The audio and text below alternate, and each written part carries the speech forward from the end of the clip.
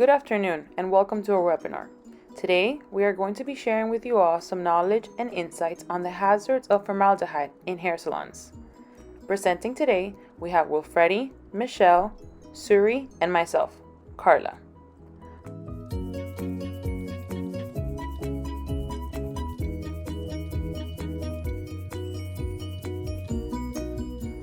To start us off, Michelle is going to be sharing some insights on the hair salon industry.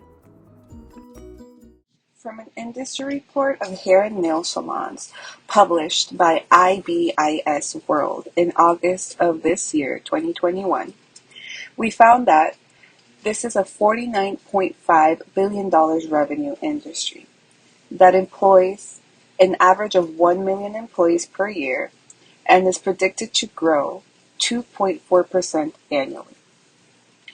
Annual wages in this industry abarks $22.8 billion with a growth rate of 2.6% annually.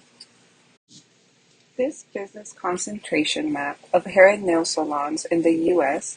provides us a better visual of the workforce based on the distribution of establishments. We can see that New York and California are the states with the highest consumer markets. Florida has one of the highest market concentrations of the industry from the Southeast region. The U.S. Bureau of Labor Statistics states that the average hourly wage for hairdressers, hairstylists, and cosmetologists is $13.16. From the products and services segmentation graphic, we can see that 37.7% of the major services provided in the hair and nail salon industry consist of employee exposure to chemicals. One of the many toxic chemicals employees are exposed to in this industry is formaldehyde. Formaldehyde is found in popular hair treatments such as keratin treatments and Brazilian blowouts. Brazilian hair blowouts, or just Brazilian blowouts as they are most commonly known, are professional hair smoothing treatments popularized in South America, specifically in Brazil. They became popular for their transformative qualities, eliminating frizz and promoting intense shine. The liquid keratin formula is applied to the hair, and the hair is then blow-dried, straightened, rinsed out, and blow-dried again. After all these steps, the client should be left with smooth and frizz-free hair for about 3 to 4 months. However, as miraculous as they sound, and as we have already heard from Michelle and we will hear from Wilfreddy soon, they are most definitely not safe. Brazilian blowouts have been found to contain high levels of formaldehyde, even when labeled formaldehyde-free. Formaldehyde can cause short-term and or long-term health implications to those exposed to the gas released from it.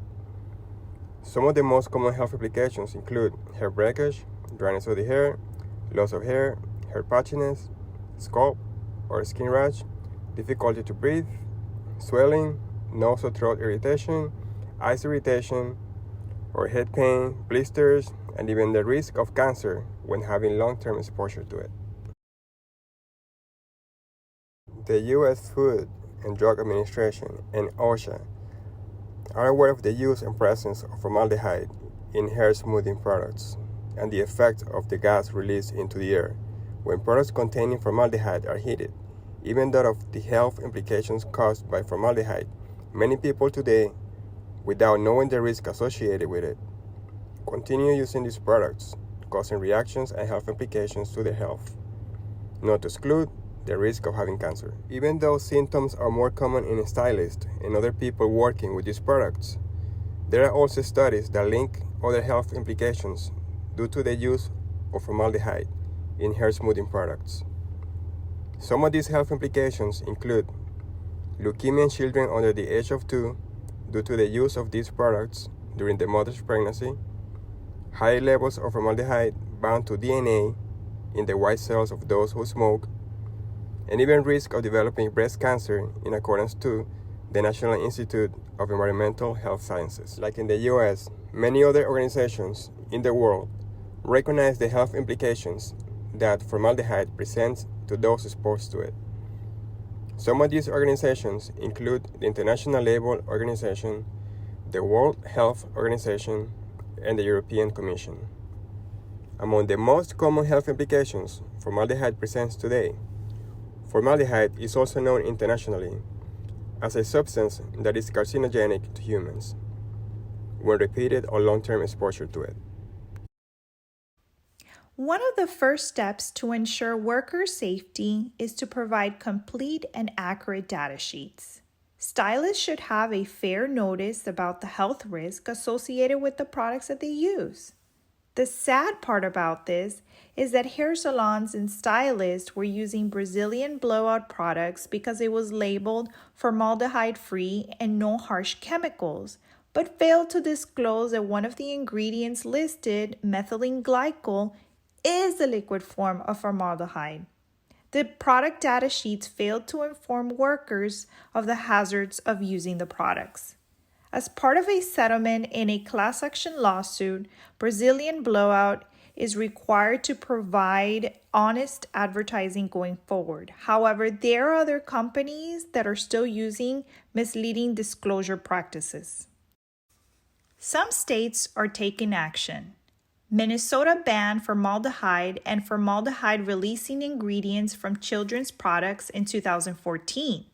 In California, effective 2025, the commerce of cosmetic products with formaldehyde are banned as part of the Toxic Free Cosmetics Act. And in Maryland, a law was enacted in May 2021 that also bans formaldehyde from commerce effective 2025. And as an honorable mention, Oregon was the first state to campaign caution by salon workers in 2010.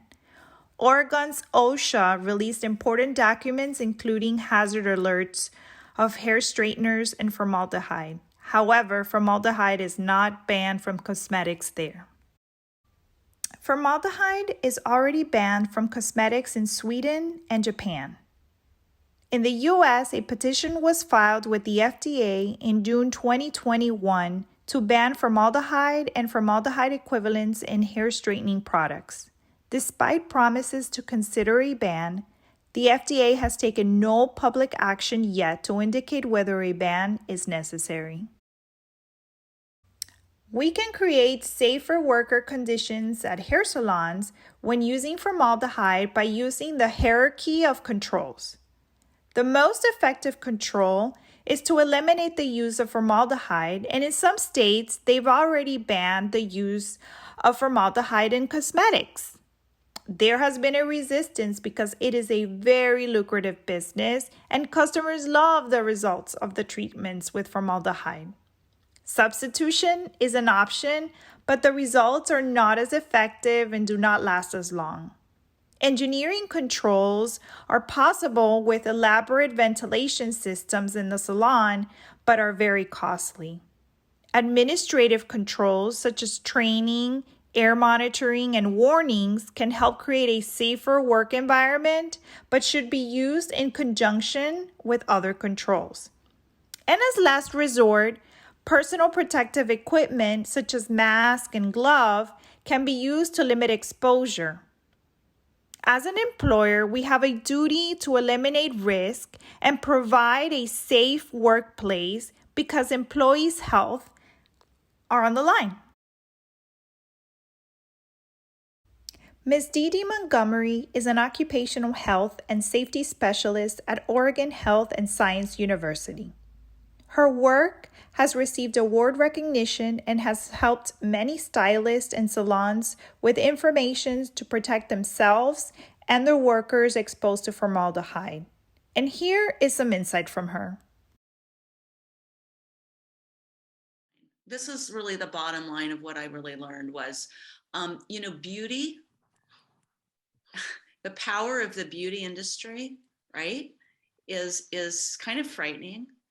And the things that we or, whoever's the messenger says about beauty can almost make anybody believe anything.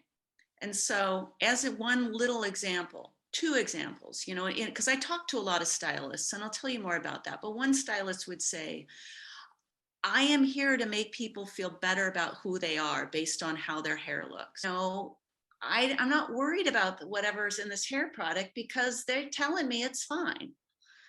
So, and I think the other one is the power of industry and lobbying, and the lack of, in this case, FDA to step in for products that could have been better regulated by them. And We are so advocating for the workers and their safety, especially in this kind of business. They might not want it because the business is so lucrative. Yeah, and I think that's a really good point. And I think it comes back to, again, I think what I've learned a lot more in my last 10 years of work, is the power of engagement, right? And that would be true, if you could listen to them and hear them, right? I've taught many classes on risk communication, and that's that same thing, right? Where you can't just tell them what you think. You have to listen to what their thoughts are. They need to feel validated, heard, and acknowledged. And it doesn't mean you necessarily agree with those points, but that was absolutely happening. We want to extend our gratitude to Dee Dee for sharing her expertise and spending some time with us. We hope that you have learned a little more about Brazilian hair blowouts today, and that we have given you enough insight to support the movements against using this product in hair salons. Thank you and have a great day.